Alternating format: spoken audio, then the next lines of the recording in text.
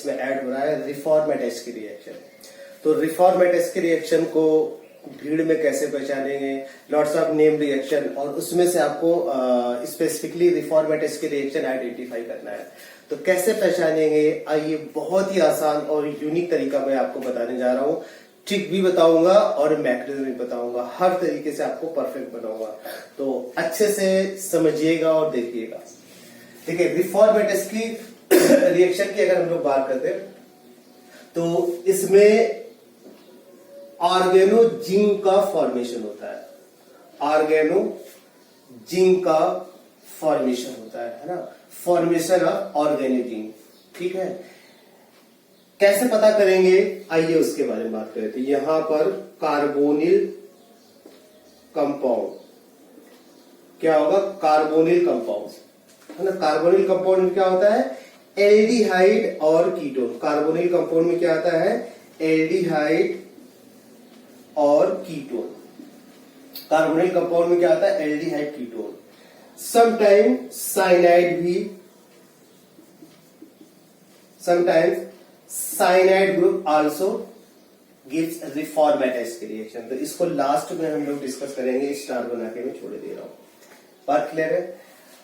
Carbonyl compound में क्या है, कार्बोनिल कंपाउंड में एल्डिहाइड कीटोन। एल्डिहाइड कीटोन में एल्डिहाइड की रिएक्टिविटी ज्यादा होती है कीटोन के रिस्पेक्ट में।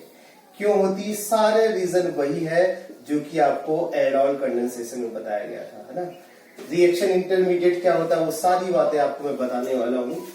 इसमें एल्डिहाइड या कीटोन होगा, एल्डिहाइड या फिर कीटोन होगा। तो मैं यहाँ पर कार्बोनिल ग्रुप मेंशन कर रहा हूं। बात क्लियर है। इसका ट्रीटमेंट किसके साथ होगा, एक यूनिक है alpha halo ester. Alpha halo ester ये अपने आप में यूनिक, और किसी नेम रिएक्शन में अल्फा हेलो ईस्टर का यूज ही नहीं किया जाता है। As well as metallic form में कहीं नहीं यूज किया जाता है। याद रखिएगा, अगर कहीं पर मेटल यूज किया जा रहा है, स्पेशली रिएक्टिव मेटल की अगर हम लोग बात करें या रिलेटिवली लेस रिएक्टिव मेटल की बात करें, तो वहां पर इनर्ट सॉल्वेंट यूज किए जाएंगे। क्या यूज किया जाएगा, इनर्ट सॉल्वेंट, है ना। इनर्ट सॉल्वेंट में क्या यूज किया जाता है, इनर्ट सॉल्वेंट का मतलब non polar solvent, NPS, non polar solvent. तो वो नॉन पोलर सॉल्वेंट क्या हो सकता है, बेंजीन हो सकता है, या आप ईथर यूज कर सकते हैं, है ना, या ऐसा कोई सॉल्वेंट जो कि जिसका डाइपोल मोमेंट 0 या नियरली, या बेंजीन और ईथर का आप मिक्सचर भी यूज कर सकते हैं, वो भी यहाँ पर सॉल्वेंट होगा। तो मेटल कहीं पर भी अगर इन्वॉल्व होगा, याद रखना, मेटल कहीं पर भी इन्वॉल्व होगा तो नॉन पोलर सॉल्वेंट लेगा। तो उसके साथ रिएक्शन कराएगा अल्फा हेलो ईस्टर। ईस्टर क्या है, COOR ईस्टर। इससे डायरेक्टली अटैच कार्बन आइटम को क्या बोलते हैं, इससे डायरेक्टली अटैच कार्बन आइटम को बोलते हैं अल्फा कार्बन। और अल्फा कार्बन आइटम से अगर हेलोजन ग्रुप अटैच होगा तो इसे बोलते हैं अल्फा हेलो ईस्टर, राइट। जब मैग्नेटिज्म की बात करेंगे तो मैग्नेटिज्म लीड करती है वाया फॉर्मेशन ऑफ ऑर्गेनोजिंक कंपाउंड। जैसे ग्रिग्नार्ड ऑर्गेनोमेटेलिक कंपाउंड है, उसी तरीके से ये भी ऑर्गेनोजिंक कंपाउंड का फॉर्मेशन करेगा। ठीक है, प्रोडक्ट लिखने का ट्रिक क्या है, बहुत ही सिंपल और आसान ट्रिक है। क्या है, देखिए, आप ये वाले बॉन्ड को ब्रेक कर दीजिए, इस वाले बॉन्ड को आपको ब्रेक कर देना है। ऑक्सीजन के पास H आ जाएगा। कहां से आएगा ये H, है ना, उड़ के आएगा क्या, बिल्कुल नहीं आएगा, फ्रॉम सॉल्वेंट। कहां से आएगा, सॉल्वेंट। बात क्लियर है। सॉल्वेंट क्या है, अभी बहुत जगह रिएक्शन कराया तो उसमें वाटर का एलिमिनेशन होगा, तो वहां पर होगा फ्रॉम सॉल्वेंट। इसके बाद जितना भी आपने एक्स पार्ट लिया है उस एक्स पार्ट को रिमूव करो, रेस्ट ऑफ द पार्ट को इस कार्बन आइटम से कनेक्ट कर दो, रेस्ट ऑफ द पार्ट को इस कार्बन आइटम से कनेक्ट कर दो। याद रखना, ये जो प्रोडक्ट बनना है फॉलोड बाय हाइड्रोलिसिस होगा, फॉलोड बाय हाइड्रोलिसिस। हाइड्रोलिसिस में डायरेक्ट वाटर आप एसिडिक मीडियम में अवॉइड करें, है ना, अवॉइड H3O पॉजिटिव, इसको अवॉइड करना है। क्या लेना है, इसके प्लेस पे लेना है aqueous solution of NH4Cl, aqueous solution of NH4Cl। तो जब NH4Cl का एक्वस सोल्यूशन लेंगे तो इस तरीके से ये क्या होगा, ये दिस वन बेटर, अभी मैक्सिमम में मैं आपको बताऊंगा। एक्वस NH4Cl और डायरेक्ट अगर आप वाटर यूज करेंगे एसिडिक मीडियम में लेके, तो दोनों में क्या डिफरेंस, अभी आपको डिफरेंस। तो प्रोडक्ट लिखने का तरीका क्या, प्रोडक्ट लिखने का तरीका है एल्डिहाइड कीटोन का जो भी आपका कंपाउंड होगा उसका ट्रीटमेंट अल्फा हेलोएस्टर के साथ कराएंगे using zinc metal in non polar solvent.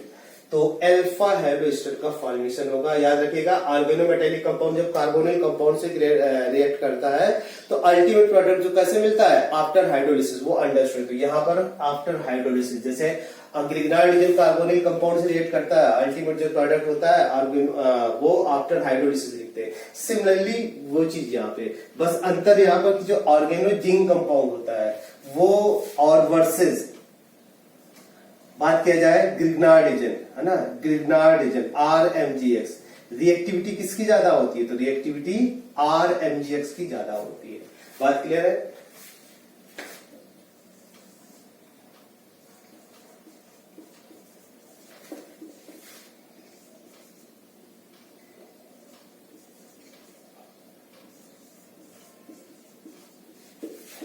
इसका treatment zinc benzene followed by NH4Cl aqueous solution.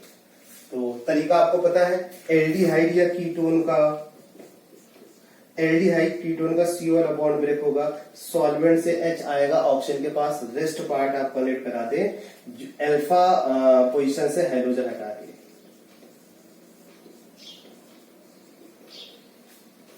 बात क्लियर है।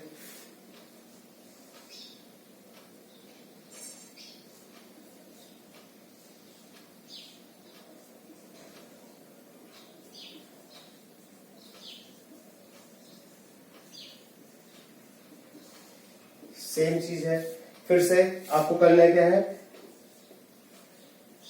ऑक्सीजन को सॉल्वेंट से दे दे, कार्बन से कौन कनेक्ट कराएगा, हाइड्रोजन हटा दे, रेस्ट पार्ट अटैच कर दे, अल्फा हाइड्रोक्सी ईस्टर का फॉर्मेशन होगा, sorry beta hydroxy Easter, beta hydroxy Easter का फॉर्मेशन होगा। बात क्लियर। तो बिगिन में कैसे पहचानेंगे, कार्बोनिल कंपाउंड तो बहुत सारे रिएक्शन में होता है, कार्बोनिल कंपाउंड का अल्फा हेलोएस्टर और किसी ने रिएक्शन में है नहीं।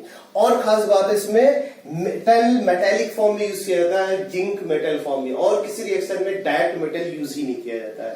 तो ये अपने आप में पहचानने का यूनिक तरीका है। कार्बोनिल कंपाउंड में एल्डिहाइड कीटोन हो सकता है, एल्डिहाइड की रिएक्टिविटी कीटोन से ज्यादा होगी, मैकेनिज्म से मैं डिस्कस करूंगा।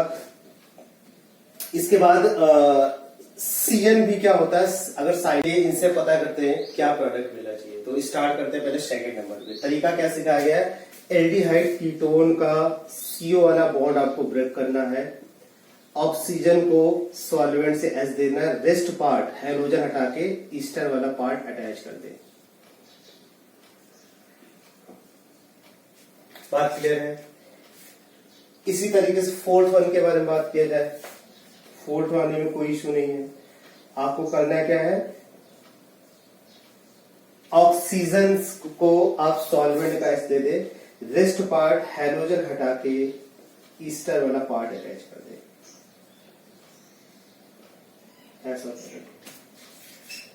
बात करते सेकेंड में, फर्स्ट वन में जब साइनाइड हो, साइनाइड बेसिकली CO के इक्विवेलेंट होता है ना, कार्बन ऑक्सीजन जिस तरीके बॉन्ड होता है ये इक्विवेलेंट है Cl। कैसे, आइए अब समझते हैं। C2O C2N दोनों ही पोलर बॉन्ड है। कॉमन बात क्या है, दोनों पोलर बॉन्ड है। इसमें भी loosely held pi bond present, इसमें भी loosely held pi bond present है, दोनों पाई बॉन्ड प्रेजेंट है, पोलर बॉन्ड है, पाई बॉन्ड प्रेजेंट है। बस अंतर ये क्योंकि ऑक्सीजन के वैलेंस शेल में 6 इलेक्ट्रॉन है इसलिए बाईवैलेंट होता है, और नाइट्रोजन के वैलेंस शेल में 5 इलेक्ट्रॉन होता है, इस वजह से 3 यहां पर बॉन्ड का फॉर्मेशन होता है। तो दोनों इक्विवेलेंट है, जैसे CO ट्रीट करेगा उसी तरीके से CN। तो जब इसका प्रोडक्ट लिखना हो तो कैसे लिखेंगे, तो इसमें क्या होगा, जब C ट्रिपल बॉन्ड N है, क्योंकि एक पाई बॉन्ड ब्रेक होता है, एक पाई बॉन्ड ब्रेक कर दीजिए।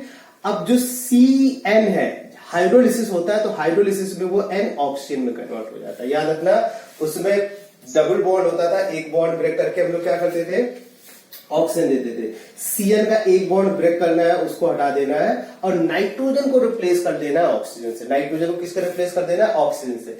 रेस्ट पार्ट ईस्टर का हेलोजन पार्ट अटैच रिमूव करके रेस्ट पार्ट इसमें अटैच कर दे, तो रेस्ट पार्ट क्या हो जाए, CH2COOPH। एक बार इसको फिर से समझिए। साइनाइड में जो C2N बॉन्ड है ना, C2N बॉन्ड, ट्रिपल बॉन्ड, ऐसा आपको करना क्या, एक पाई बॉन्ड ब्रेक करना है, ठीक है। हेलोजन हटाओ, रेस्ट पार्ट कार्बन से अटैच कर दो। इसके बाद नाइट्रोजन यहां रिप्लेस हो जाएगा ऑक्सीजन से। ये बात आपको याद रखनी, नाइट्रोजन रिप्लेस हो जाएगा ऑक्सीजन से, तो वो चीज यहां पर लिखता है। बात आई जब कीटोन वर्सेस एल्डिहाइड में, एल्डिहाइड की रिएक्टिविटी ज्यादा होती है कीटोन की।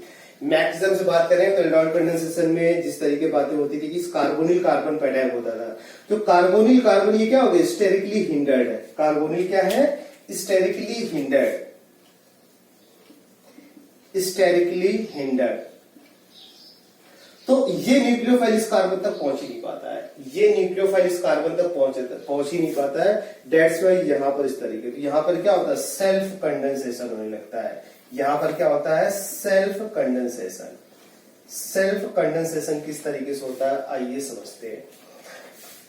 इसमें दो मॉलिक्यूल पार्टिसिपेट करेंगे, है ना। इसमें याद करिए जैसे क्लेजन कंडेंसेशन होता था, बिल्कुल उसी तरीके का कंडेंसेशन यहां पर होगा, क्लेजन कंडेंसेशन जैसा। यहां पर क्या होगा, अच्छे समझिएगा, एल्कोक्सी वाला पार्ट हटाते थे और दूसरे वाले का मैं यहां पर कॉम्बिनेशन लिखे दे रहा हूं, एक्सेप्टर डोनर का कॉम्बिनेशन, तो आपको समझ में आ जाएगा आसानी से। एक्सेप्टर डोनर का कॉम्बिनेशन,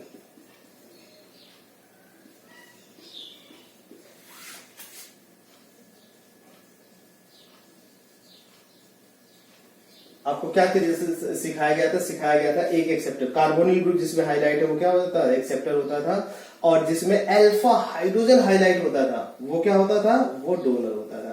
तो यहाँ पर अल्फा हाइड्रोजन ना होकर Br है, तो उससे कोई फर्क नहीं पड़ता है। ट्रिक में क्या है, प्रोडक्ट उसी तरीके से आपको लिखना है, ये Br हटा देना है यहां से, और यहां से ये वाला ग्रुप हटा देना है, एक दूसरे कनेक्ट करना, ऐसा ऐसे प्रोडक्ट का बनना हो जाएगा। तो जब इस तरीके का केस होगा तो सेल्फ कंडेंसेशन हो जाएगा, self condensation of Easter, alpha halo Easter,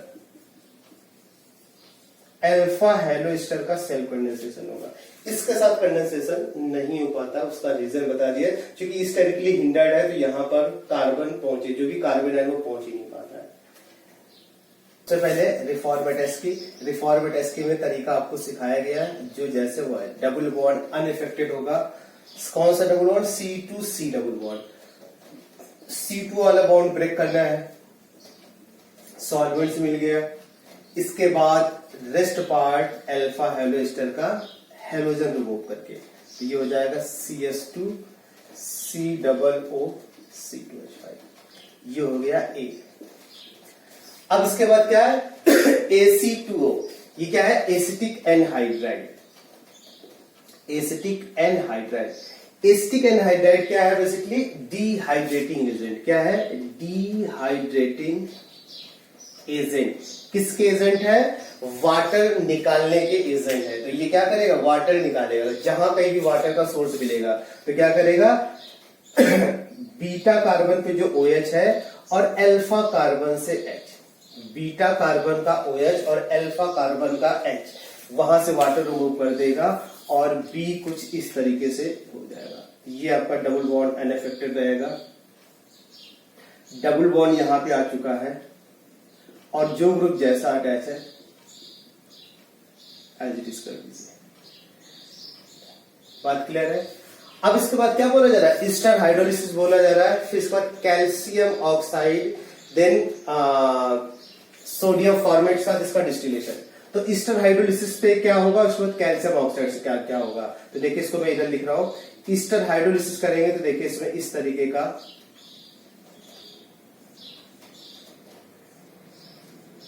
Easter hydrolysis होगा, तो ये COOH में कन्वर्ट होगा।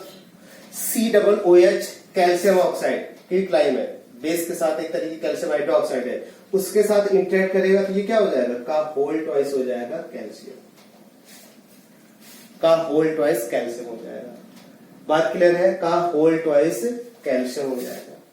या फिर इसको आप ऐसे कर सकते हैं 1/2 ऑफ कैल्शियम कर सकते हैं, दो बोथ आर करेक्ट, ये होल ट्वाइस कर दें या कैल्शियम 1/2 कर दें। अगर दो डिफरेंट कैल्शियम सॉल्ट को, दो डिफरेंट कैल्शियम सॉल्ट का अगर डिस्टिलेशन किया जाता है, दो डिफरेंट कैल्शियम सॉल्ट का अगर डिस्टिलेशन किया जाए, एक कैल्शियम फॉर्मेट है और दूसरा कैल्शियम दिस वन सॉल्ट है, कार्बोक्सिलेट है ये, तो इसमें क्या होता है, कार्बोनिल कंपाउंड का बनना होता है। कार्बोनिल कंपाउंड का बनना होगा, प्रोडक्ट लिखने का तरीका क्या होगा, वो तरीका ट्रिक वाइज समझ लीजिए जब आएगा तो रिएक्शन।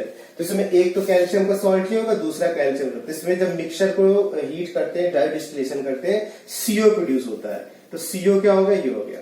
अब सीओ की एक वैलेंसी, जो इसमें कैल्शियम सॉल्ट है, कैल्शियम हटाने के बाद सीओ की एक वैलेंसी, तो C+O पार्ट हटाने के बाद जो भी एल्काइल है वो, और इसमें C+O पार्ट से जो डायरेक्टली अटैच है, तो C+O पार्ट से कौन सा एल्काइल अटैच है, C+O पार्ट से ये वाला एल्काइल अटैच था, C+O से ये वाला एल्काइल अटैच था, और कैल्शियम फॉर्मेट में क्या अटैच था, हाइड्रोजन, तो वो चीज यहां पे आ जाएगी ऐसा। तो इस तरह हाइड्रोलिसिस करेंगे, COOR कन्वर्ट होगा COOH में, कैल्शियम ऑक्साइड के साथ करें तो कैल्शियम का सॉल्ट का फॉर्मेशन हो जाएगा। जब कैल्शियम सॉल्ट को मिक्सचर का ड्राई डिस्टिलेशन करते हैं तो कार्बोनिल कंपाउंड प्रोड्यूस होगा, CO ले लेना। अब CO की दो वैलेंसी होगी, तो आपको करना क्या है, उसमें C+O से जो भी अटैच्ड है वो दोनों तरफ आपको, एक तरफ H है और दूसरे में ये वाला एल्काइल है, मैंने सर्कल कर दिया। इस तरीके से ये एल्डिहाइड का फॉर्मेशन करेगा। इसके बारे में बात करते हैं, ये तो सिंपल है। C+O ये क्या कर रहा है, ये C+O ग्रुप और ये C+O ग्रुप है, इसके इलेक्ट्रोफिलिसिटी को बढ़ा रहा है, कोई बात नहीं। आप जब प्रोडक्ट लिखें, जब प्रोडक्ट लिखेंगे तो क्या होगा, ये वाला CO वाला बॉन्ड ब्रेक कर दें, OH में आ जाएगा, और हेलोजन हटा के रेस्ट पार्ट यहां कनेक्ट कर दे, तो ये हो जाएगा CS2 COOET। बाकी जो जैसे वो एज इट इज। देखिए आपको ट्रिक जो बता रहा हूं, ट्रिक को बहुत अच्छे से समझिए, ट्रिक ही आपको सिलेक्ट करवाने वाला है ना। मैथमेटिज्म भी आना चाहिए, पर ट्रिक क्या है, ट्रिक आपको जरूर पता होना चाहिए। अब इसके बाद इसका हाइड्रोलिसिस करेंगे, तो हाइड्रोलिसिस करेंगे तो जितने भी इसमें एस्टर ग्रुप है, सारे एस्टर हाइड्रोलाइज होंगे। हाइड्रोलाइज होने के बाद COOH में कन्वर्ट हो जाएंगे, तो इससे जो बनने वाला प्रोडक्ट होगा वो प्रोडक्ट में यहाँ लिख रहा हूँ। आफ्टर हाइड्रोलिसिस जो प्रोडक्ट मिलेगा वो ये हो जाएगा। सारा कुछ जो जैसे है वो एज इट इज ही लिखना है, बस ईस्टर का C+O को आप C+O से रिप्लेस कर दें, तो ये ऐसा हो जाएगा, COOH हो गया, CS2 COOH हो गया, CS2 COOH हो गया। इसे क्या बोलते हैं, साइट्रिक एसिड।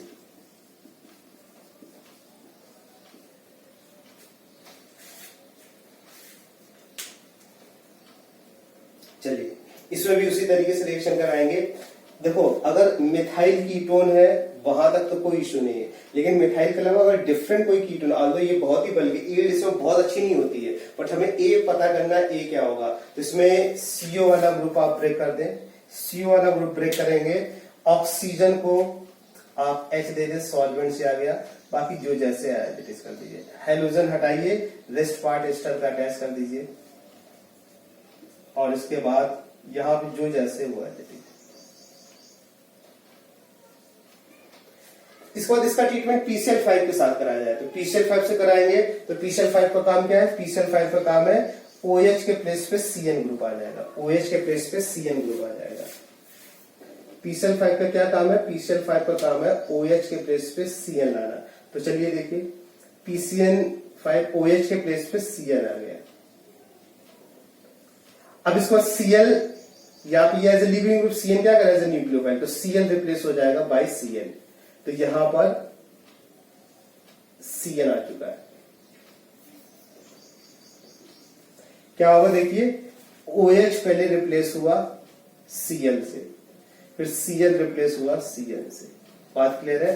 और Cn का हाइड्रोलिसिस करेंगे तो Cn रिप्लेस हो जाएगा COOH से। Cn किससे रिप्लेस हो जाएगा? COOH से। ये सीक्वेंस याद रखना। OH के प्लेस पे P सल्फाइड के साथ रिएक्शन कराएंगे तो यहाँ पे क्या आ जाएगा? Cl। Cl का साइनाइड के साथ न्यूक्लियोफिलिक सब्स्टिट्यूशन होगा, Cl के प्लेस पे Cn। Cn का हाइड्रोलिसिस करेंगे, Cn COOH में हाइड्रोलाइज हो जाएगा। तो बाकी रेस्ट पार्ट भी हाइड्रोलाइज होंगे तो ये हो जाएगा CH2COOH हो जाएगा। इसमें जो जैसे है वो एज इट इज होगा और ये आपका COOH। बात क्लियर है? Cn भी हाइड्रोलाइज हो जाएगा।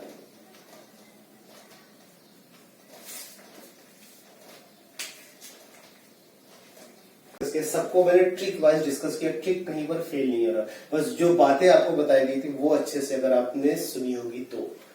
अब वो जो प्रोडक्ट का बनना होगा, प्रोडक्ट किस तरीके से बनना होगा, अब आइए उसके बारे में बात करते हैं। तो ये यूनिक केसेस में कार्बोनिल कंपाउंड का अल्फा हाइड्रोएस्टर के साथ रिएक्शन कराया जाता है और जिंक क्या होता है? डायरेक्ट मेटल के फॉर्म में यूज किया जाता है यूजिंग इनर्ट सॉल्वेंट। तो कहीं पर भी मेटल अगर डायरेक्ट यूज किया जा रहा है, जब मैट्रिक्स जब आप उसकी प्रपोज करेंगे तो पहला स्टेप फिक्स है, मेटल अपना इलेक्ट्रॉन लूज करेगा। मेटल अपना इलेक्ट्रॉन लूज करेगा, zinc ion as well as solvated. तो सॉल्वेटेड आयन ये भी है और solvated electron, this one known as solvated electron. अगले स्टेप में क्या होगा? अगले स्टेप में Br यहां से निकलने वाला है। Br यहां से निकलने, तो Br यहां से शेयर्ड पेयर ऑफ इलेक्ट्रॉन लेके यहां से निकलने के लिए तैयार बैठा हुआ है। तो ये शेयर्ड पेयर ऑफ इलेक्ट्रॉन लेके निकल जाएगा। तो जब शेयर्ड पेयर ऑफ इलेक्ट्रॉन लेके निकल जाएगा तो जिंक, ये Br नेगेटिव क्या करेगा? Br नेगेटिव जिंक को के साथ एसोसिएट हो जाएगा। तो बताइए, जिंक पे 2 पॉजिटिव चार्ज है, Br जब निकलेगा 1 नेगेटिव चार्ज है, तो इस पे कैसा चार्ज आएगा? 1 पॉजिटिव चार्ज। जिंक पे 2 पॉजिटिव चार्ज, Br का 1 नेगेटिव चार्ज, ऐसा। अब इसके बाद जब Br क्या as a Lg leaving group के तरीके निकल रहा है, तो लीविंग ग्रुप के तरीके निकल रहा है तो यहाँ पर बेसिकली SN रिएक्शन हो रहा है। जो इलेक्ट्रॉन है ये एज ए न्यूक्लियोफाइल अटैक कर रहा है। ये क्या कर रहा है? Electron as a nucleophile attack कर रहा है। तो जब electron as a nucleophile attack करेगा, कितने इलेक्ट्रॉन इस पे अटैक करेंगे? तो इस पे देखिए 1 पॉजिटिव चार्ज आया है, 1 पॉजिटिव चार्ज है, 1 इलेक्ट्रॉन आया, फिर 1 इलेक्ट्रॉन और इसके साथ एसोसिएट कर जाएगा। इस पे क्या हो जाएगा? इस पर नेगेटिव चार्ज है, यानी कि 2 इलेक्ट्रॉन इस पे अटैक करेंगे ऐसे। इसके बाद ये रेजोनेंस स्टेबलाइज अगर दिखाना चाहे तो ये रेजोनेंस स्टेबलाइज हो रहा है तो वो भी आप दिखा सकते हैं। तो जब रेजोनेंस स्टेबलाइज, इनोलेट आयन का फॉर्मेशन हो जाएगा, इस पर नेगेटिव चार्ज, ये CH2 हो जाएगा, ये इसका रेजोनेंस स्ट्रक्चर हो जाएगा। तो पहला स्टेप फिक्स है, मेटल अपना मेटल इलेक्ट्रॉन यूज करेगा, मेटल आयन का फॉर्मेशन होगा, सॉल्वेटेड इलेक्ट्रॉन होंगे, solvated electron as a nucleophile attack करेंगे इस स्टेप पे। तो Br as a leaving group निकलना होगा और इलेक्ट्रॉन इस इलेक्ट्रोफिलिक साइट पर अटैक करेगा, कार्बन आयन का फॉर्मेशन करेगा। इसके बाद ये कहां पर एसोसिएट होगा? जिंक Br, ये इसी का काउंटर पार्ट बन जाएगा। जिंक Br क्या करेगा? इसका काउंटर पार्ट बन जाएगा, है ना। 1 नेगेटिव है, 1 पॉजिटिव, इसका काउंटर पार्ट बन जाएगा। तो जिंक Br जो निकल रहा है बेसिकली किस फॉर्म में निकल रहा है? जो जिंक Br है वो इसका काउंटर पार्ट बन जाएगा। तो Br जो यहाँ पे निकला नेगेटिव फॉर्म में, जिंक आयन प्रेजेंट पड़ा था सॉल्वेंट में, Zn Br पॉजिटिव बन जाए। अभी भी 1 पॉजिटिव चार्ज है तो 1 नेगेटिव चार्ज के साथ एसोसिएट हो जाएगा, इसके साथ भी हो सकता है, इसके साथ भी हो सकता है। अगले स्टेप के बारे में बात करते हैं। अगला स्टेप है थर्ड स्टेप। थर्ड स्टेप में क्या होगा? अब बोला जाएगा एल्डिहाइड या फिर कीटोन का, जो भी कार्बोनिल ग्रुप दे रखा है। तो इसमें CH2 नेगेटिव, है ना, CH2 negative as a nucleo, enolate ion से भी अटैक करा सकते हैं, उससे भी अटैक करा सकते हैं। तो आइए इस चीज को समझते हैं। इनोलेट आयन अगर इस पर अटैक कर रहा होगा तो किस तरीके से, देखिए यहां पर जिंक Br क्या है? Zn Br इसका काउंटर पार्ट है और यहां पर ये एडिटिव है, अच्छी तरीके से समझना। तो इसमें ऐसे रोटेट हुआ, ये ऐसे रोटेट होगा और ये, तो अभी ये एज ए न्यूक्लियोफाइल इस पे अटैक किया। Zn Br का अपना कुछ नहीं, जहां पर भी इसको एक नेगेटिव चार्ज मिलेगा उसके साथ, तो इसका पॉजिटिव इसका नेगेटिव न्यूट्रलाइज होने लगा। Zn Br को यहां पर नेगेटिव चार्ज नजर आने लगा, ZnBr इसके साथ एसोसिएट हो गया, तो जब ZnBr इसके साथ एसोसिएट होगा तो CH3O ZnBr हो गया, देखिए इसके साथ एसोसिएट हो गया। बाकी जो जैसे अटैच है CH2COOET होता है, ये आपका वापस CO में कन्वर्ट हो जाएगा, इस टाइप में हो जाएगा। अब इसके बाद इसका हाइड्रोलिसिस हो जाएगा, इसका क्या हो गया, हाइड्रोलिसिस हो गया। तो जब हाइड्रोलिसिस करेंगे तो इसमें ये वाला पार्ट हाइड्रोलाइज हो जाएगा, ये वाला पार्ट हाइड्रोलाइज होगा। मैंने बताया कि इसको अवॉइड करिए, इसको आपको अवॉइड करना है। क्या यूज करना है, NH4Cl का एक्वस सोल्यूशन यूज करना है। तो बेसिकली NH4Cl का अगर हम लोग एक्वस सोल्यूशन लेंगे तो होगा क्या, NH4Cl को जब एक्वस सोल्यूशन लेंगे तो NH4OH होगा और HCl होगा। NH4OH क्या होता है, वीक बेस होता है, जबकि HCl क्या है, स्ट्रॉन्ग एसिड है। तो सोल्यूशन में क्या है, सोल्यूशन में HCl जो होगा H पॉजिटिव क्या होगा, कैटालिटिक, क्योंकि डायरेक्ट HCl यूज करेंगे तो H पॉजिटिव अमाउंट रिलेटिवली ज्यादा हो सकता है, लेकिन NH4Cl का अगर हम यूज करेंगे तो कैलकुलेटेड अमाउंट में ही इसमें H पॉजिटिव प्रेजेंट होगा, और इतना H पॉजिटिव प्रेजेंट होगा सो दैट इस रिएक्शन को हाइड्रोलाइज कर सके। तो याद रखना, क्योंकि OH ग्रुप क्या होता है, एसिड सेंसिटिव होता है, अगर डायरेक्ट एसिड यूज करें तो वो OH ग्रुप अफेक्टेड कर सकता है, OH नहीं कर सकता, कार्बोकेटाइन का फॉर्मेशन हो सकता है, साइड रिएक्शन चल सकती है। तो NH4Cl का अगर एक को सोल्यूशन लेंगे तो एल्कोहल वाला जो OH ग्रुप होगा वो अनइफेक्टेड होगा, वो एल्डिहाइड। जबकि डायरेक्ट हाइड्रोलिसिस करेंगे तो जो H पॉजिटिव है एल्कोहल से इंटरेक्ट कर सकता है, कार्बोकेटाइन बना सकता है, एलिमिनेशन हो सकता है, और भी साइड रिएक्शन हो सकती है। बात क्लियर है। तो NH4Cl हम लोग यूज करेंगे एक्वस सोल्यूशन। तो इसमें जो प्रोडक्ट मिलेगा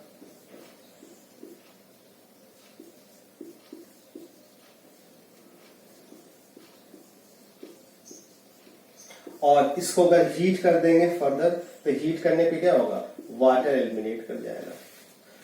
कुछ इस तरीके से वाटर एलिमिनेट कर देगा कि स्टेबल सिस्टम, तो कंजुगेटेड सिस्टम CH और COO वाला ऐसा फाइनल प्रोडक्ट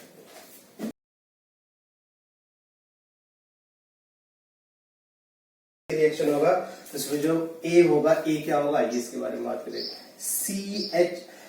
C वाला बॉन्ड ब्रेक करना है, ऑक्सीजन गैस दे देना, रेस्ट पार्ट हेलोजन रिमूव करके एस्टर का अटैच कर देना, इससे जो जैसे अटैच था वो अटैच कर देना। अब इसके बाद क्या होगा, CrO3py, ये क्या है, पैराडीनियम क्लोरोक्रोमेट, PDC पैराडीनियम डाइक्रोमेट। तो जब इसके साथ रिएक्शन कराएगा तो क्या होगा, ये ऑक्सीडाइज हो जाएगा। किसमें ऑक्सीडाइज हो जाएगा, ये CO। सेकेंडरी एल्कोहल किसमें ऑक्सीडाइज हो जाएगा, सेकेंडरी एल्कोहल ऑक्सीडाइज हो जाएगा CO में। बाकी जो आपका एज इट इज है ये कब, जब इसके साथ रिएक्शन कराएंगे। फिर इसके बाद ये तो B हो गया, B क्या हो जाएगा, B बेसिकली ये है, देखो Me2CHCO, इसके बाद CH2COOET, ये हो गया B। C क्या होगा, तो सिंस ये क्या कर रहा है, ये है एथाइलिन ग्लाइकॉल, ये क्या करेगा, एल्डिहाइड कीटोन को प्रोटेक्शन के लिए यूज किया जाता है, तो इससे कार्बोनिल ग्रुप को प्रोटेक्ट कर देगा। तो कुछ इस तरीके से इसका प्रोटेक्शन से कीटल का फॉर्मेशन होगा।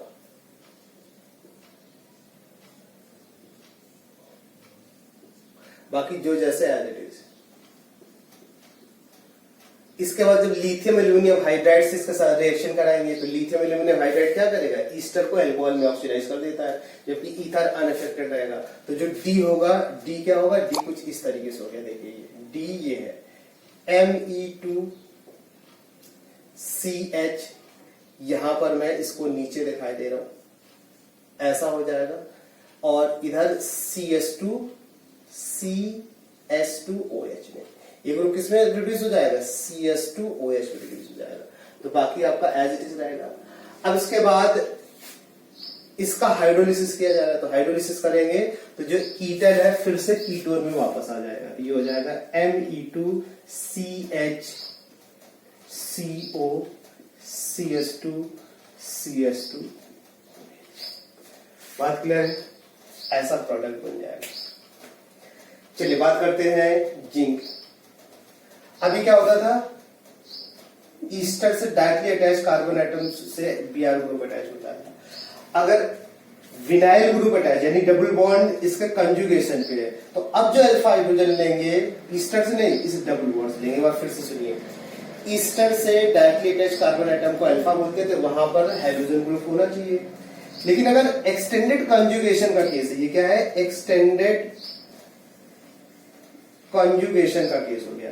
तो एक्सटेंडेड कंजुगेशन में क्या होगा, ईस्टर के रिस्पेक्ट में डबल बॉन्ड कंजुगेशन, तो डबल सिंगल डबल का मतलब होता है कंजुगेशन, DSD का हो गया। तो फिर double C to C double bond के रिस्पेक्ट में अल्फा लिया जाएगा। ये तो बिल्कुल उसी के एनालॉग, उससे कोई फर्क नहीं पड़ेगा जैसे कि आप अभी तक करते थे। तो इसका प्रोडक्ट में क्या होगा, ये वाला ग्रुप अफेक्टेड होगा, बाकी जो जैसा है बड़ा सा स्ट्रक्चर इसको आप एज इट इज लिखते। तो जब इसको एज इट इज लिखेंगे,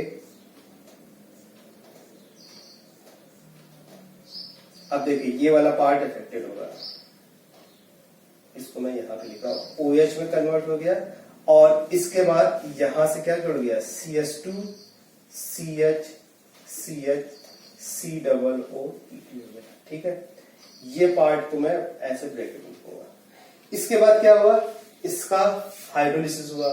तो हाइड्रोलिसिस चूंकि सॉल्वेंट इसमें non polar solvent relatively large amount में पहले, तो उतना ही इसमें वाटर भी सो दैट की ईस्टर हाइड्रोलिसिस। तो ये पर्पज है ईस्टर हाइड्रोलिसिस के लिए। तो ईस्टर जब हाइड्रोलाइज होगा तो ईस्टर हाइड्रोलाइज होने पे COOH में कन्वर्ट हो जाएगा, और साथ में क्या होगा, और साथ में इसको हीट कर रहा है, तो यहाँ पर ये H और OH का रिमूवल भी हो जाएगा, है ना। स्टेप में क्या होना जा रहा है, H और OH का रिमूवल हो जाएगा। तो इससे जो बनने वाला A होगा वो A क्या हो जाएगा, बनने वाला जो A होगा, ये तो मैं ब्रैकेट को एज इट इज लिख रहा हूं, और इसके बाद जो है यहां पर C to C double bond का फॉर्मेशन हो जाएगा। इसके बाद CH CH C double bond OH हो जाएगा। इसके बाद क्या होगा, SOCl2 का फंक्शन क्या है, OH के प्लेस पे Cl लाना, ठीक है। यहां पर OH step by step, OH के प्लेस पे क्या आ गया, OH के प्लेस पे Cl आ गया, और Cl के प्लेस पे CH3 लाइज करेंगे तो न्यूक्लियोफिलिक सब्स्टिट्यूशन हो जाएगा। तो Cl के प्लेस पे CH3 आ जाएगा। तो जो B बनेगा, B मैं यहां पर लिख रहा हूं, ब्रैकेट आपका एज इट इज रहेगा, ये ब्रैकेट, और बाकी जो जैसे वो एज इट इज लिख दीजिए।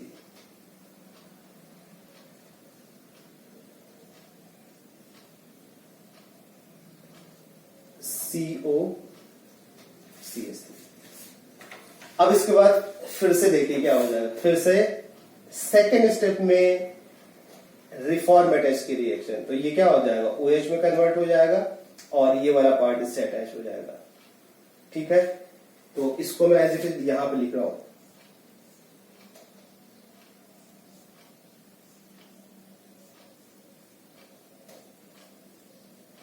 तो ये OH में कन्वर्ट हो जाएगा, और रेस्ट पार्ट इससे कनेक्ट करा दे, कन्वर्ट हो जाएगा CH2OH में, इसको CH2OH में कन्वर्ट कर दो। बात क्लियर है। तो क्या क्या यहाँ पर स्टेप हुआ, एक बार फिर से समझिए। ये ग्रुप इसके साथ इंटरेक्ट करेगा, H यहाँ पे आ जाएगा, Br हटा के रेस्ट पार्ट यहाँ पे अटैच किया। इसके बाद हाइड्रोलिसिस करेंगे तो ईस्टर ग्रुप COOH में चला जाएगा। हीट करेंगे तो यहाँ का OH, यहाँ का H वाटर बना के निकाल दे। लिथियम एल्यूमिनियम हाइड्राइड से रिएक्शन कराएंगे तो COOH CH2OH में प्रोड्यूस हो जाएगा।